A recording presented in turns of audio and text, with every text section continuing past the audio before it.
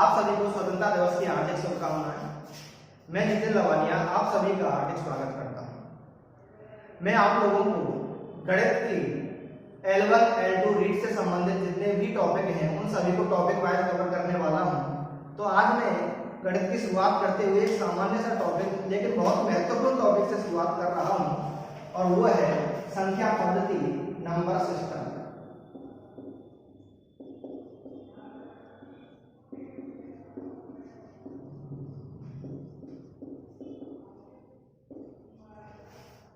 संख्या पद्धति जो टॉपिक है इसमें नाम से पता चल रहा है कि सबसे पहले हमें संख्याओं के बारे में सामान्य जानकारियां हासिल करनी है कि संख्याएं कौन कौन सी हैं, संख्याओं के प्रकार क्या है, संख्याओं का वर्गीकरण क्या है। तो सबसे पहले संख्याओं के प्रकार की बात करें तो वर्गीकरण को देखते हुए तो संख्याओं में सबसे पहले अगर बात करते हैं प्राकृत संख्याएं, प्राकृत संख्याएं नेचुरल नंबर।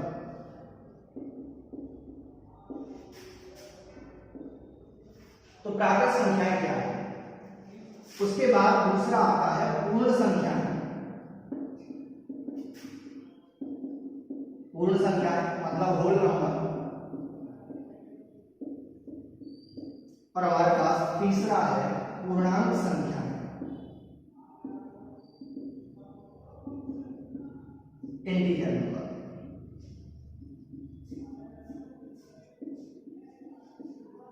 तो ये तीन प्रकार की ये संख्याएं हैं, प्राकृत संख्याएं, पूर्ण संख्याएं, पूर्णांक संख्याएं। तीनों प्रकार की संख्याएं कौन कौन सी हैं, इनमें अंतर क्या है, इसके बारे में हम बात करते हैं। सबसे पहले अगर प्राकृत संख्याओं की बात करें तो प्राकृत संख्याएं वे संख्याएं हैं जो एक से शुरू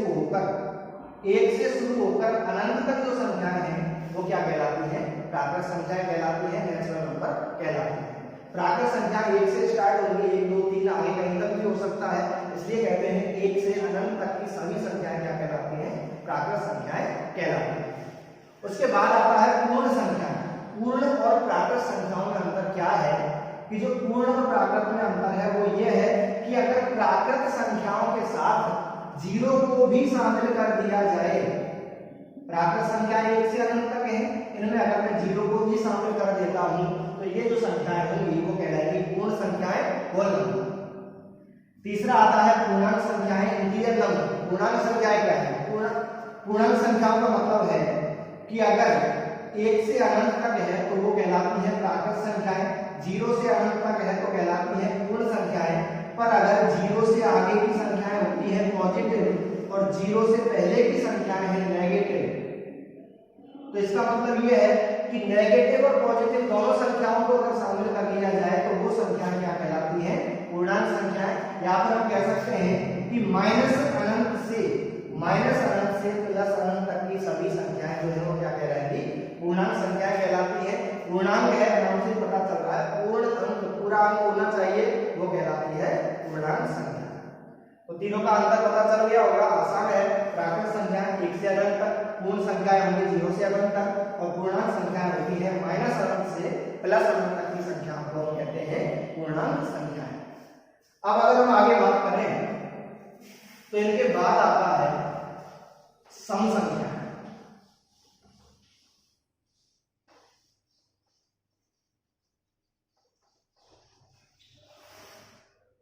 अगला आता है सम संख्याएं। अब सम संख्याएं कौन सी हैं, इवन नंबर। तो सम संख्याओं का मतलब क्या होगा कि वे संख्याएं जो दो से पूर्णतः विभाजित होती हैं,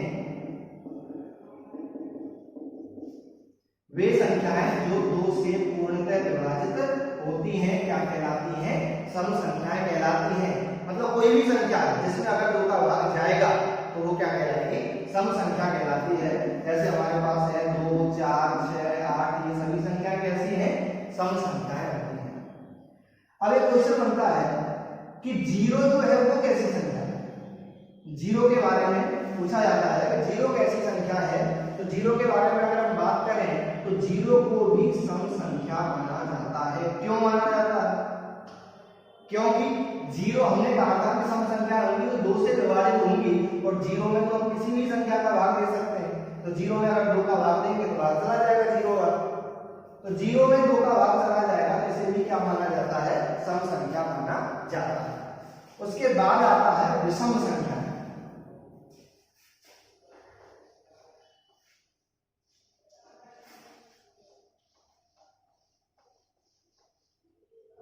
अगला है विषम संख्याएं।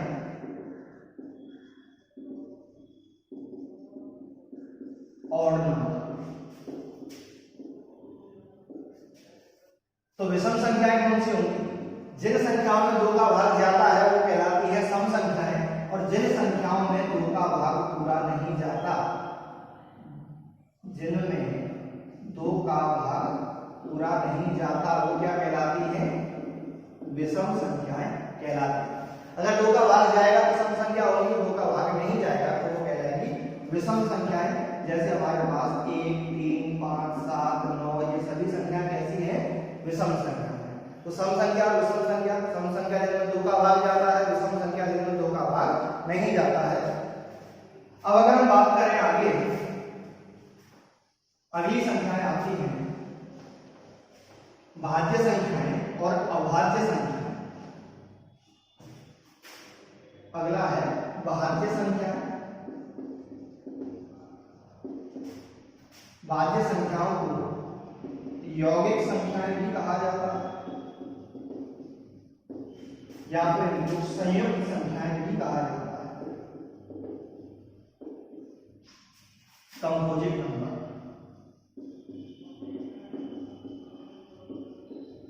ठीक है, तो भाज्य संख्याएं, यौगिक संख्याएं या फिर संयुक्त संख्याएं। और इसके बाद है अभाज्य संख्याएं।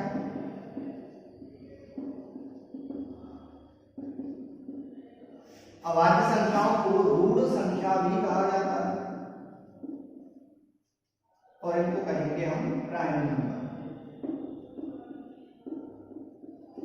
ठीक, तो भाज्य संख्या और अभाज्य संख्या, भाज्य और अभाज्य का अंतर क्या होता है? देखिए कि जैसे अगर हमारे पास कोई भी संख्या है, ये संख्या लेता हूं, जैसे मान लिया 6। अब इस 6 में हमें पता है 1 का भाग जाता है, 2 का भाग जाता है, 3 का भाग जाता है और 6 का भाग जाता है। कोई भी संख्या होगी उसमें 1 का भाग जाएगा, जितनी संख्या है उतनी बार 1 का भाग 6 में 6 बार जाएगा, और उसमें 6 का भी भाग जाएगा, 6 का भाग 6 में जा रहा है 1 बार। तो किसी भी संख्या में 1 का और उसका स्वयं का भाग तो हमेशा जाता है। तो इससे मतलब क्या है कि ऐसी संख्याएं जो स्वयं तथा 1 के अलावा किसी अन्य संख्या से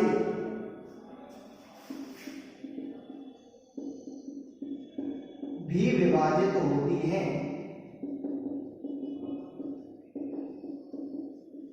क्या कहलाती हैं? भाज्य संख्याएं कहलाती हैं। मतलब यह है कि अगर हमारे पास कोई भी एग्जांपल है, जैसे मैं अगर 10 की बात करूं तो 10 में स्वयं का भाग जाएगा, मतलब 10 का तो जाएगा ही, और 1 का जाएगा। तो स्वयं और 1 के अलावा किसी से विभाजित रहेगा, तो हमें पता है कि 10 में 2 का भाग जाता है, 5 का भाग जाता है। तो अगर किसी संख्या में स्वयं और 1 के अलावा किसी संख्या का भाग जाता है, इसका मतलब वो संख्या कैसी होती है? भाज्य होती है। जैसे इसके एग्जाम्पल होंगे 4, 6, 8, 9, 10, 12, 14, 15, आगे बहुत सारी संख्याएं। अब अगर बात करूं मैं अभाज्य संख्याओं, जैसे जहां कहा गया है कि अगर किसी संख्या में स्वयं तथा 1 के अलावा किसी अन्य का भाग जाता है तो कहलाएगी वो भाज्य, और अगर इसके अलावा किसी का भाग नहीं जाता है तो वो कहलाएगी अभाज्य। तो इसको कह सकते हैं कि ऐसी संख्याएं जो स्वयं तथा 1 के अलावा किसी अन्य संख्या से विभाजित नहीं होती,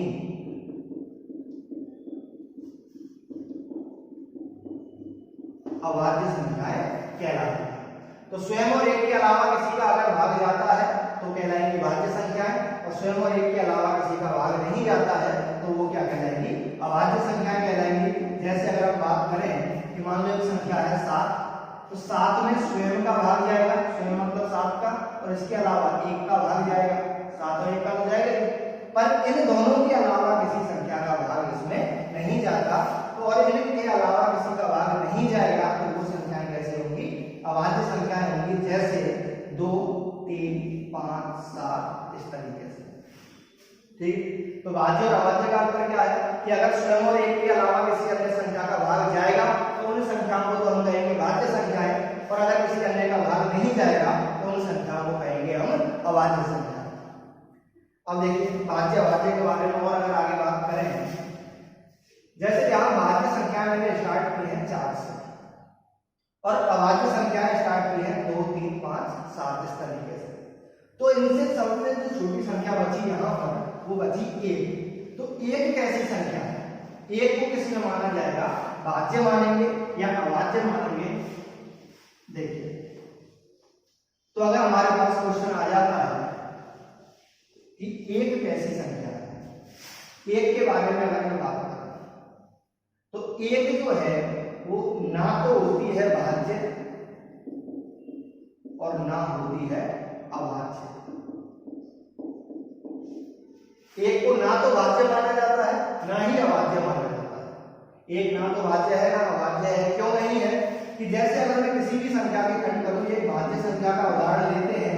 भाज्य संख्या जैसे मैंने ली 6, तो 6 के जो गुणनखंड होंगे वो 1 गुणा 6 या 2 गुणा 3। तो गुणनखंड में 4 हुए, 1, 2, 3, 6।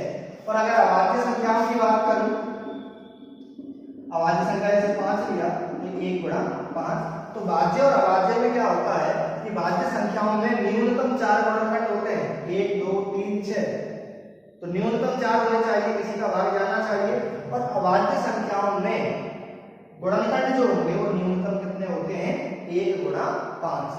1 गुणा 5 है मतलब कितने हो गए, 2। तो भाज्य संख्याओं में 4 गुणनखंड न्यूनतम, और अभाज्य संख्याओं में गुणनखंड कितने होने चाहिए, 2।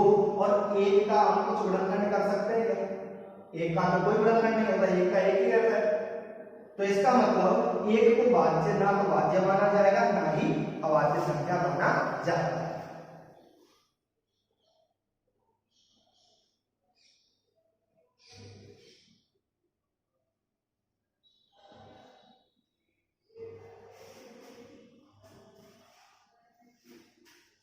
अब देखिए आगे, अगर ये तो हो गया एक कंडीशन कि 1 जो है वो ना तो है भाज्य और ना है अभाज्य।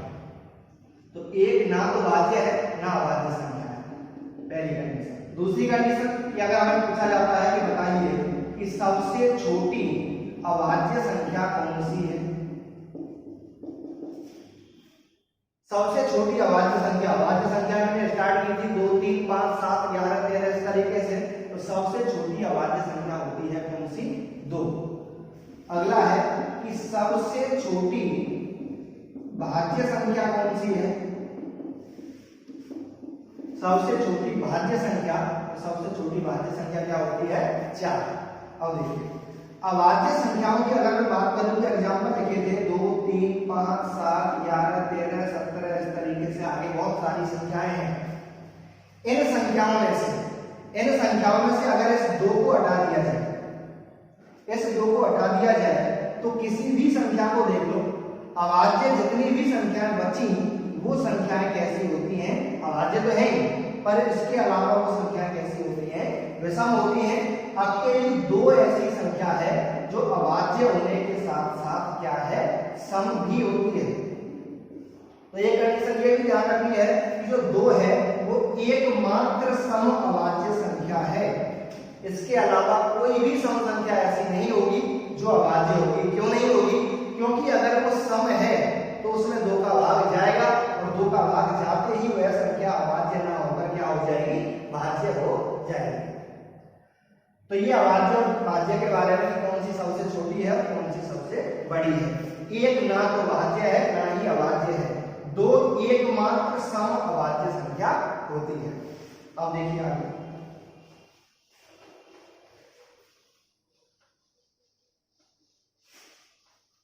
कभी कभी क्वेश्चन पूछ लिया जाता है कि बताइए कि 1 से 25 तक कितनी अभाज्य संख्याएं हैं। 1 से 25 तक कितनी अभाज्य संख्याएं हैं? तो 1 से 25 तक कितनी होती है? देखिए 2 3 5 7 11 13 17 19 23, इनके अलावा कोई भी संख्या नहीं है अभाज्य। तो 1 से 25 तक कितने हुए? 1 2 3 4 5 6 7 8 9। तो ये हो गया 1 से 25 तक अभाज्य संख्या कितनी हुई? 9। अब अगर बात की जाए कि 1 से 50 तक कितनी अभाज्य संख्याएं हैं? 1 से 25 तक तो पता चल गया 9। 1 से 50 तक कितनी होंगी? तो वो हमें इस तरीके से आगे निकालेंगे। तो ये डायरेक्ट ध्यान रखना है कितना? 15। अगर आ जाता है 1 से 75 तक कितनी अभाज्य संख्याएं हैं? 1 से 75 तक कितनी होती हैं? 21। और अगर पूछा जाए कि 1 से 100 तक कितनी अभाज्य संख्याएं हैं, तो ये होता है कितना? 25।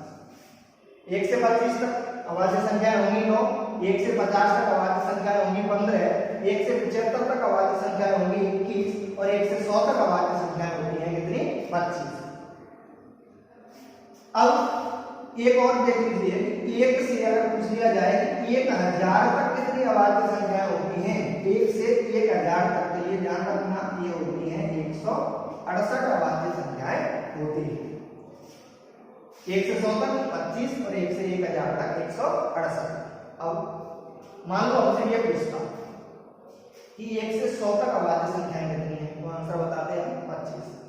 पर अगर क्वेश्चन ये पूछ देता कि बताइए 75 से 100 तक कितनी अभाज्य संख्याएं हैं?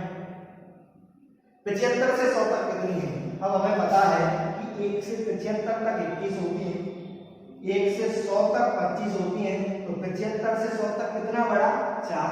इसका मतलब आंसर कितना होगा? 4। या फिर दूसरा क्वेश्चन ये पूछा जा सकता था कि मान लो ये होता कि बताइए कि 1 से 100 तक कितनी अभाज्य संख्याएं हैं, तो आंसर 25 सबको पता है। पर अगर क्वेश्चन ये होता कि बताइए 1 से 100 तक कितनी भाज्य संख्याएं हैं, तो फटाफट आंसर निकाल सकते हैं सर कि हमें पता है टोटल संख्याएं 100, उसमें से 25 तो है अभाज्य, बची कितनी? 75। पर अगर ध्यान रखना ये 75 आंसर गलत है। क्यों? क्योंकि हमें पता है कि जो इनमें से एक संख्या थी पहली, वो ना तो है भाज्य और ना है अभाज्य। तो ये अभाज्य वाली संख्या 25 तो घटा नहीं, पर एक भाज्य में भी काउंट नहीं होगी, तो ये और कम हो गई। तो इसका मतलब संख्या कितनी होगी? 74। तो 1 से 100 तक भाज्य जो संख्याएं हैं वो कितनी होती है? 74 होती है।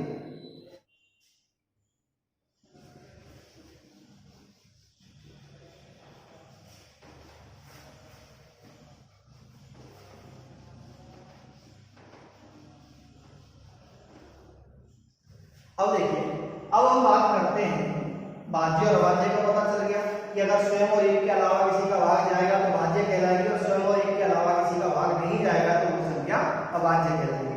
अब हम बात करते हैं सह अभाज्य संख्याओं की। सह अभाज्य संख्याएं, को प्राइम नंबर्स।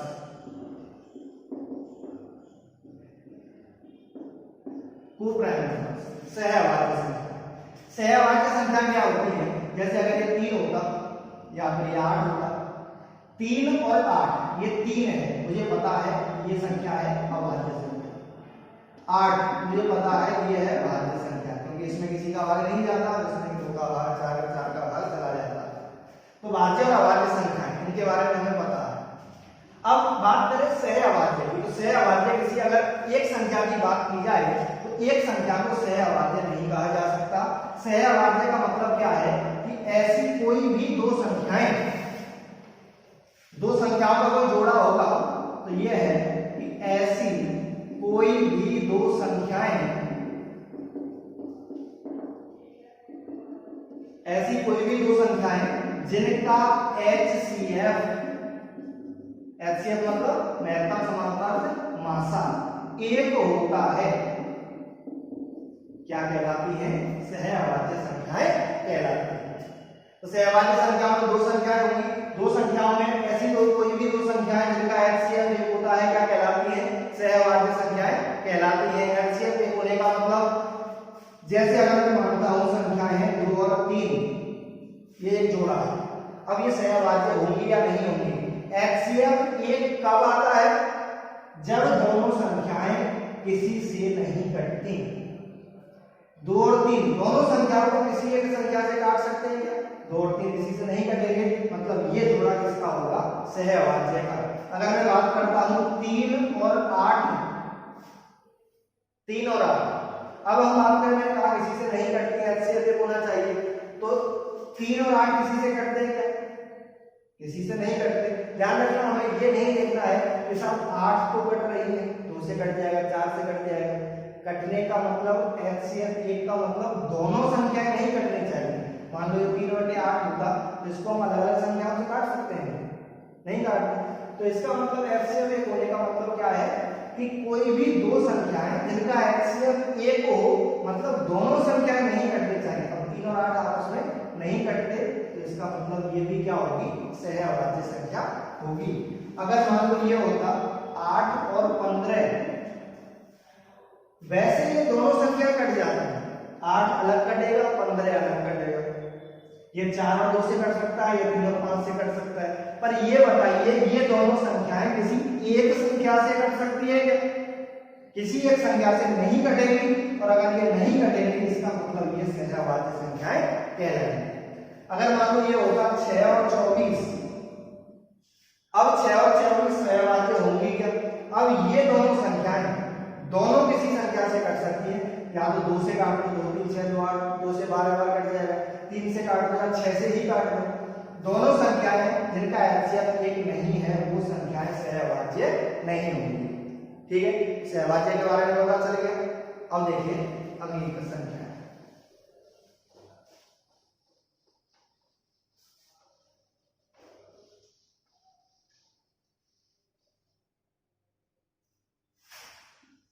अगली आती है पूर्णकालिक संख्याएं। बहुत आसान बहुत छोटी छोटी चीजें समझा रहा हूं जो आपको शायद हर कोई ना समझाए, क्योंकि बहुत सी चीजें ऐसी होती हैं जिनको हम नॉर्मल समझकर छोड़ देते हैं और एग्जाम में अगर क्वेश्चन आता है तो वो हमसे गलत हो जाता है। तो वीडियो के साथ बने रहिए और देखते रहिए। पूर्णकालिक संख्याएं या आप कह सकते हैं परफेक्ट नंबर। ठीक, पूर्णकालिक संख्या में परफेक्ट नंबर क्या होता है? देखिए, पूर्णकालिक संख्या में वे संख्याएं हैं, उसको मैं एक एग्जांपल से समझाता हूं। जैसे अगर मैंने एक संख्या ली है 12, इस 12 के गुणनखंड कीजिए, इस 12 के गुणनखंड, एक चीज विशेष ध्यान रखना, गुणनखंड कहा है, अभाज्य गुणनखंड नहीं कहा। दोनों में अंतर है। अभाज्य गुणनखंड का तरीका हमें पता है, इसी तरीके से किया जाता है, बचपन से करते आ रहे हैं। अभाज्य गुणनखंड कहता है तो 2 गुणा 2 गुणा 3 होते हैं, पर यहाँ अभाज्य गुणनखंड ना कहकर हमें सिर्फ कहा है गुणनखंड। गुणनखंड का मतलब इस संख्या को 2 भागों में तोड़ना है। मतलब ये कह सकते हैं कि ऐसी संख्याएं जिनका भाग 12 में जाता है, ऐसी संख्याएं जिनका भाग 12 में जाता है वो संख्याएं गुणनखंड कहलाती हैं। तो 12 में किसका भाग जाएगा? 1 का भाग जाएगा, 2 का भाग जाएगा, 3 का भाग जाएगा, 4 का भाग जाएगा, 6 का जाएगा और स्वयं 12 का। ठीक, तो 12 के गुणनखंड कौन से होंगे? जिनका भाग 12 में चला जाता है। जैसे मैं अगर कहूं कि 5 के गुणनखंड कौन कौन से हैं? जिनका भाग 5 में जाता है, 1 का 5 का। ठीक, तो 12 के गुणनखंड हुए 1 2 3 4 6 और 12। अब इसका पूर्णकालिक से क्या संबंध है? तो पूर्णकालिक संख्याओं के लिए हम क्या करेंगे कि 12 के गुणनखंड किए, अगर इसके गुणनखंडों में से उसी संख्या को छोड़ दिया जाए जिसके गुणनखंड किए, 12 के गुणनखंड किए थे तो 12 को ही छोड़ दिया, शेष गुणनखंडों को जोड़ने पर शेष गुणनखंडों को जोड़ा, इनको जोड़ने पर अगर यही संख्या 12 आ जाए तो ये पूर्णकालिक संख्या होगी। अब इनको जोड़िए, 6 और 4 10 और 3 13, 13 और 3 16, 12 आया क्या?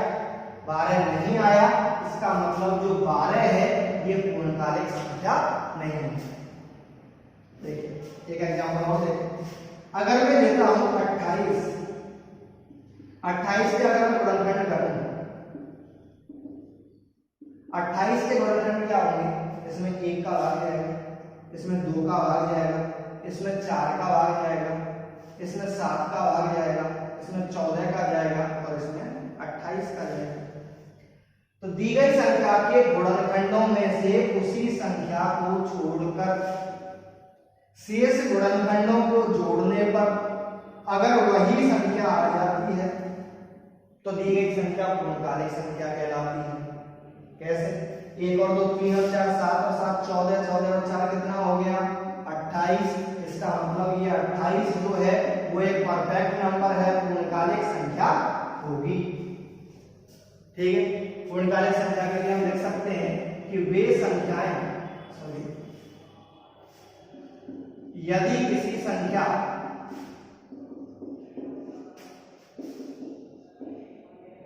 n के सभी गुणनखंडों में